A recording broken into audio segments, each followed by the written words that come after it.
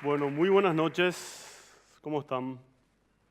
Un gusto, como siempre, poder compartir con ustedes, a toda la gente que nos está siguiendo a través de las redes sociales. Es realmente mucho y muy significativo lo que aprendimos a lo largo de estos 10 años al servicio de la Fundación Teletón. Aprendizajes que cambiaron radicalmente nuestra forma de entender muchos aspectos de la realidad. Y uno de esos aspectos, una de esas dimensiones que cambió sustancialmente en mi manera de ver la vida, es una nueva concepción sobre una palabra que hoy repetimos muchas veces, que es el poder. Una palabra que está muy presente en la coyuntura actual, en donde como sociedad estamos en la antesala de unas elecciones generales. A partir de mis experiencias en Teletón, aprendí que tenemos conceptos muy pobres sobre el poder y que es fundamental que logremos resignificar nuestra mirada del poder para lograr construir y generar muchos de los cambios que queremos como sociedad, para poder realizarnos individualmente y para poder realizarnos colectivamente. Y esta mirada sobre el poder tiene distintas acepciones o distintas dimensiones. Quiero compartir tres de las miradas que creo que están muy presentes en nuestra sociedad. Por un lado, el poder como un fin en sí mismo, la famosa frase de la disputa por el poder. De esta lógica vemos el poder casi como un trofeo que hay que capturar y aquellos que pierden quedan fuera, quedan excluidos. Esta mirada deja de lado aspectos fundamentales para el desarrollo de toda sociedad como la colaboración y la cooperación. Otra mirada sobre el poder es la que yo le llamo la mirada del superhéroe, que hace muchísimo énfasis sobre el poder individual y está bastante de moda actualmente, con frases como el cambio empieza en uno mismo, todo depende de tu voluntad interior, lo que proyectas en tu interior sucede en el exterior. Esta frase o esta lógica se olvida de que la voluntad de la vida a veces se impone y se olvida de que la vida muchas veces hace lo que se le da la gana mucho más allá de lo que nosotros deseemos. Una tercera lógica sobre la cual aprendí mucho es la lógica de la victimización o la lógica del impoder. Aprendí en Teletón que la victimización nos da un gran poder, que es el poder de no poder. La victimización es cuando nos llenamos de excusas históricas o del presente para dejar en manos de otros la construcción de nuestro destino. Dejamos en responsabilidad de otros o como responsabilidad del otro la construcción de nuestro futuro. Y yo creo que tenemos que superar estas tres lógicas, encontrando algunas lógicas superadoras. Y en estos 10 años de Teletón tuve que lidiar reiteradas veces con estas tres lógicas operando, pero hubo un hecho en particular que cambió radicalmente mi mirada sobre el poder o mi forma de entender el poder. Y ese hecho se dio cuando visité esta casa. Esta casa es la casa de Luz, una niña de unos 10 años que vive a solamente 15 minutos del centro de Coronel Oviedo en auto. Una niña que con su sonrisa hace honor a su nombre. Luz se moviliza en silla de ruedas y vive con su mamá. Y cuando visité esa familia, lo hice porque su mamá había dejado de llevarla al centro de rehabilitación de Teletón, porque se le originó un problema muy serio en la columna y no podía cargar con el peso de su hija. Un problema que fue consecuencia de tantos años, perdón, de tener que cargar con esa niña en brazos.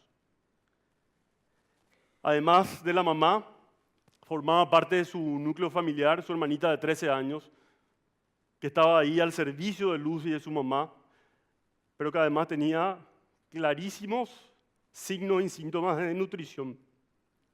Alrededor de la casa, un pozo de agua casi vacío, casi seco, una huerta que se estaba marchitando. Todo esto en un asentamiento donde la ilógica que imperaba era la lógica del sálvese quien pueda. A pocos metros de la casa de Luz, el lindero de una gran estancia, cuyo dueño se encargó de hacerle saber a la mamá de Luz que no eran bienvenidos en la búsqueda de cualquier tipo de ayuda. Como si todo esto fuera poco, el Estado, como casi siempre ausente, que la única respuesta que le ofrecía a esta familia era un frasco de pastillas una vez al mes para que la mamá de Luz vaya calmando los síntomas de la depresión.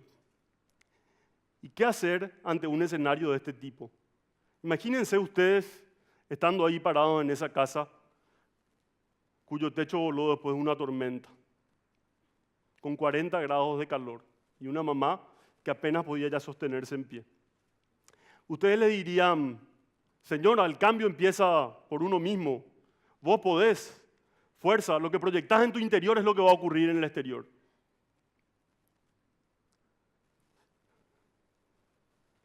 Yo, desde mis posibilidades, elegí quedarme callado, respetando profundamente esa situación con la que me encontraba, con rostros que estaban llenos de desesperanza y de falta de confianza en el futuro.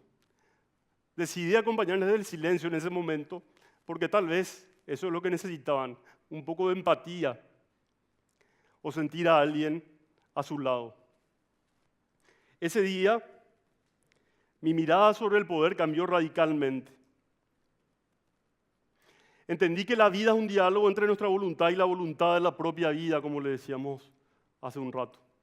Y que la vida muchas veces se encarga de hacer lo que se le da la gana, más allá de la fuerza, de la iniciativa y de la garra que podamos ponerle a nuestros objetivos. Y esta lógica del poder es importante porque nos da una perspectiva de nuestra propia humanidad y nos hace entender que necesitamos de la colaboración de otros. Yo ese día me encontré con una familia que estaba en un callejón sin salida. Una familia que estaba sumergida en la más profunda desesperanza.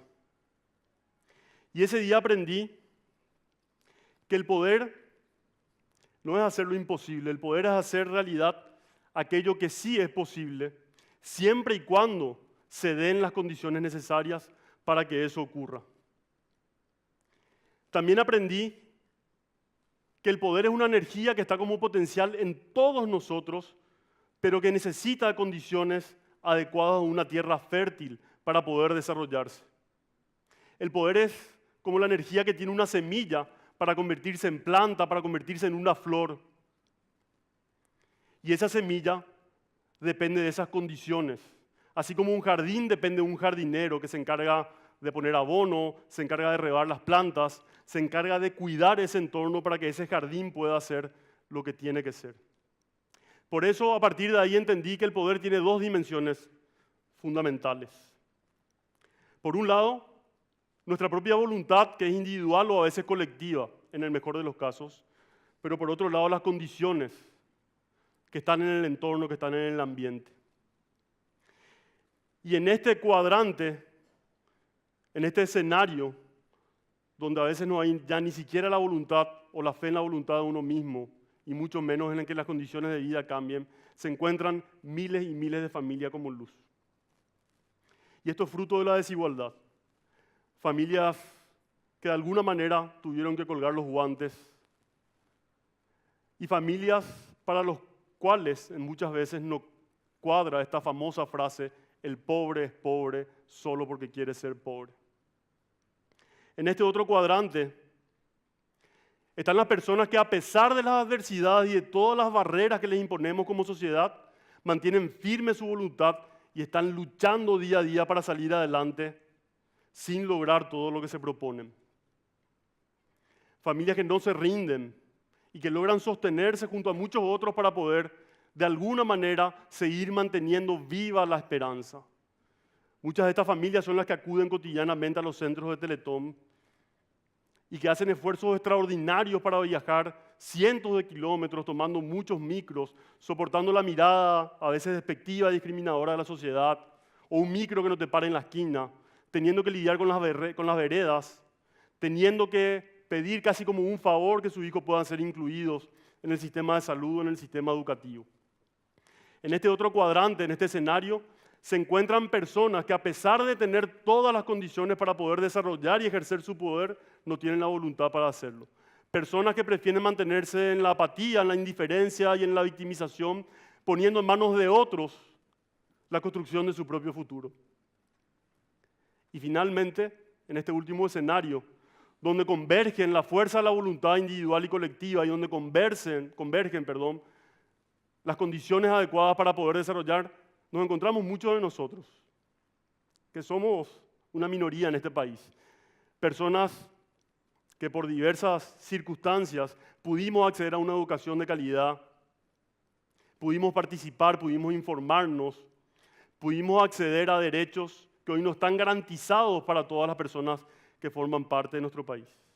Y por eso hoy queremos hacer un llamado especialmente a estas personas, porque son estas personas las que tienen en sus manos la posibilidad de generar grandes cambios. Son estas personas las que tienen, desde nuestro punto de vista, una responsabilidad moral y ética ante los demás, porque nadie puede salir adelante en una sociedad donde hay tanta gente que pierde. Estos 10 años de Teletón nos demostraron que esto es posible. Estos 10 años de Teletón nos demostraron que podemos marcar una gran diferencia, pero para eso necesitamos de muchos líderes que se animen a convertirse en jardineros, porque el buen líder hoy no es el árbol más grande y más lindo de un jardín. El buen líder es aquel que se encarga de generar las condiciones para que muchos otros se puedan desarrollar. Les animamos a que puedan comprometerse a generar un mejor jardín para que muchas semillas como Luz puedan desarrollarse y puedan crecer. Participando, dejando de lado la indiferencia, conversando, reflexionando, aprendiendo, a través de la solidaridad, construyendo políticas públicas y asumiendo en nuestras manos la construcción de nuestro destino a través de ese poder generativo que necesitamos desarrollar. Estos 10 años de Teletón, como les dije, nos demostraron que es posible, pero también nos demuestran de que si estamos juntos podemos mucho más. Muchas gracias.